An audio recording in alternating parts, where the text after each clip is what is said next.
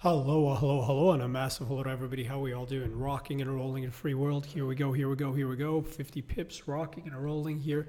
6th of May, 2018. No trade calls, no recommendations, or response for their own stuff because we're here for educational purpose only. So, what's going on? Keep in mind that this week should be interesting. There's quite a few data points. The beginning of the week could be a little bit quiet, especially in terms of the Europe session, or the early morning session, what we would call the early morning session. UK's on holiday on Monday, so tomorrow. Then on Tuesday, it's a French bank holiday. But again, we do have an awful lot of Fed speakers. We've got a lot of central banks speak. We do have the cash rate out of the RBNZ. We also have BOE this week. We got CPIs out of the US. And again, we've got Draghi speaking, we've got Powell speaking. So there should be an awful lot of wheeling and dealing, a lot of chance to trade, hopefully. Now, what I'm going to do today is I'm going to go through the 5 major markets. So basically ES, crude, gold, dollar index, and the ZBs. And then we're going to look at 3 interesting charts. I'm not going to dwell into too much into charts we've discussed on Twitter or we're discussing on the blog, because again, I just don't want to make it too boring. But again, so if we're looking at the ES, what's going on in the ES? Well, nothing much, right? Nothing much. Now we're still consolidating inside this zone, and the bulls will be very, very happy with this hold of the lows, right? And we'll be looking for this to coil back into this 2700 rather. And the bears are going to say, well, not a nice little rally for them, but still, we're still stuck inside the zone. Now, all things being equal, the majority, I would suspect most people looking at how this closed on the week, right? These last 2 weeks, you would have to assume that the path of least resistance is higher, and that at the very least we'll have to take out some of these stops above this level and give 2700 a stab. That's what the chart should be telling us. Now, the way we're looking at this hasn't really changed, and I'm not going to go into detail because we discussed this throughout the week in detail in terms of the intraday dynamics, and we've discussed this here on the YouTube videos again.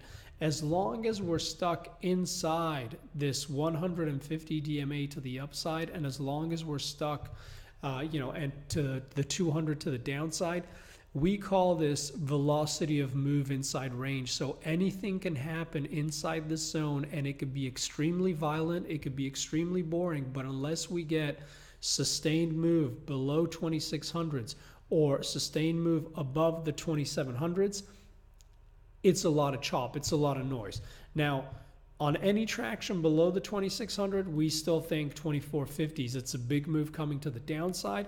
And on any sustained move above the 2700, we think this 100-point squeeze could be very, very, very quick. Okay, so that's the level to watch. But again, a lot of chop inside this zone. It's the Dow is a little bit weaker, the Nasdaq's a little bit stronger, but that's pretty much where we are here. Now, what's happening on crude? Well, on crude, it's a very hard trade here simply because of all the geopolitical risk, right? We'll have to wait until this 12th of May. We'll have to see what happens with this Iran deal. But again, everybody's saying there's a huge risk of war. Trump is playing with fire. You've got all other kinds of geopolitical risks going on. You have the Saudis planting all kinds of stories on the wires that they want, officially they don't care, they only care about the fundamentals, yada yada.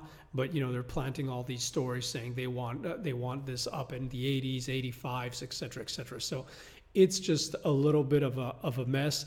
Everything short term is pointing to risk to the upside.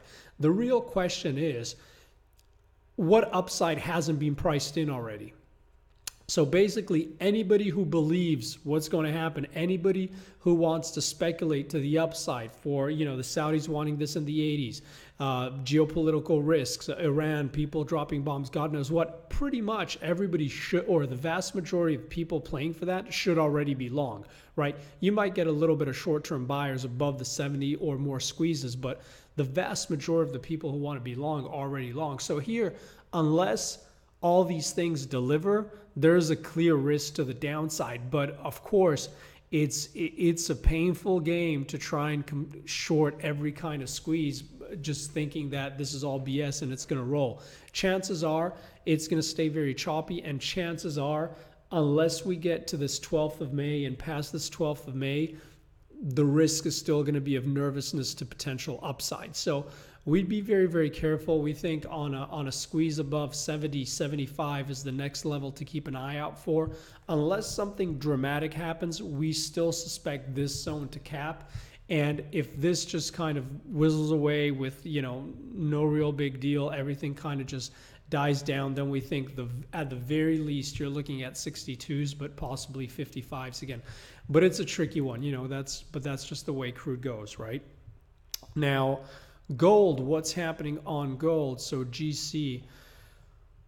Gold, not an awful lot has happened here too, in terms of we're still stuck in what we call this broader chop range, which is 1350s to the upside, 1250s to the downside, and 1300 in the middle. Now, a lot of people are saying, hey, 50, are you out of your mind? That's a huge range. Well, that's the range we're in. We don't dictate what the market gives us. So that's where we're trading. So really, unless, the proverbial shit hits the fan, you'd expect 1350s to cap.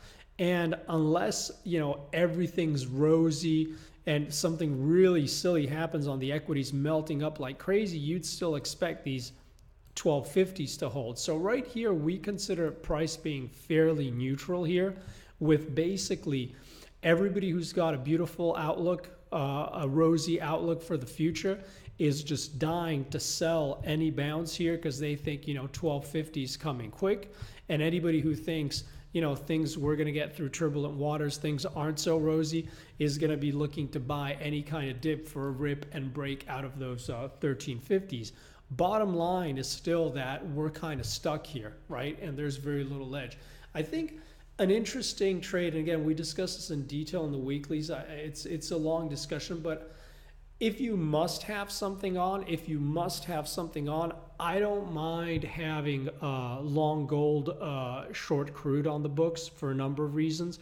But I think that's an interesting pair to look at, or an interesting dynamic to think about. Think about that. What are the possible scenarios if something good happens, if something bad happens to the dollar, to rates? I think it's an interesting trade to have on and to manage in a lot of different ways. But that's something very interesting I think about. Now, DXY, what's happening on the DXY? DXY, again, attempting a breakout, holding strong above the 200. Here, we would think that the path of least resistance is to see a little bit of a pullback here all the way back into that 200. And then that's really going to dictate, either we rip back higher or we start to puke lower. And depending on what happens across the board, this is going to end up being back stuck similar to equities inside this 200. Of course, being the inverse and the 100 and the 50. And then it's going to be much to do about nothing as long as we stay inside this chop range. But right now, we would look for a potential move back down into, that 200. So a little bit of dollar weakness. Now, and I'll get back to that in two charts, which I think are worth keeping an eye out for. And then the last one, which we said, looking at the 5 major markets, are the ZBs, right? ZBs, now again, this is another one where positioning is just a one-way train, and there's a huge potential for a squeeze to the upside, but our base case hasn't really changed here, right? And our base case is still that if you look at this on this weekly, we have to complete this bigger pattern, and we have to come back to the bottom end of this, big channel. And so we're looking for this to come back down towards the 140, 137 range to complete this move down. Now, as long as we don't trade back above this zone, this move should happen in extensions. If we move higher, then we've got a lot of resistance here. It'll get interesting. But if you also look at this on the daily, it's still holding, right? 200, the 100, and the 50, and you see how the rallies here are getting sold. So as long as this holds here, you'd still expect more downside. So shorter term into the week, day closes above the 50, you'd expect it to try and take a stab back into the 146s, back into this 100. Day closes below the 50, you'd expect it to try and take a stab back in the 142s and these lows. Okay, So going into just three charts, which I think are interesting, we have looked at them, but not in detail. I think PayPal, if you're looking, and then we'll look at the dollar ones, but if you're looking at NASDAQ trying to rally a little bit up again, tech stocks to catch a little of a bid, but you have a little bit of a bearish inclination, I think that PayPal is an interesting possible short on a move back into this 79.50, this whole area with this 50 and this 100 DMA for a continuation lower. I think this is a very, very interesting chart. Now, speaking of the dollar and looking for a little bit of a pullback on the dollar, two charts which we have looked at in the past and I think are interesting are the yen chart on a weekly perspective, right? And keep in mind, as we said here, let me just take these moving averages off. This is a key test back into the 109.50s, and as we discussed in the weeklies also, this is an interesting place to try to look for tactical shorts. So keep an eye on this level going into the week. If we get, if it closes back above on a day basis or on the week basis above the 109.50s, then we probably have 200 or something to the upside back at the 112. As long as we can't hold here, we expect to see a little bit of a pullback and possible acceleration lower. But this was a classical example of an interesting short into that 109.50s. And then the other chart, which is really, really interesting. Again, it's been a one-way train. It's been squeezing very aggressively, is the Swissy. And if you look at this back on a daily, you can see how it's basically been a one-way train and moved right back into this zone that's had sharp and aggressive selling in the past. So this is going to be a really interesting zone to look for this week. And clearly, either you're already short, you're trying to build a bear or whatever you want to call it, or you're waiting for failure. But this could be a very, very nice zone to look for a little bit of a pullback on the dollar. And the unwind could be fairly aggressive and still hold this this broader uptrend, right? So I think this is also a very interesting chart to keep an eye out for this week. So again, as always, guys, thank you so much for listening in. Thank you for tuning in. I'm wishing everybody an awesome rest of the day, wherever you may be, whatever you may be doing. Thank you so much for those guys who keep on retweeting the stuff and liking it. I really appreciate it. Have an awesome one. Talk to you guys soon. Take care. Bye-bye.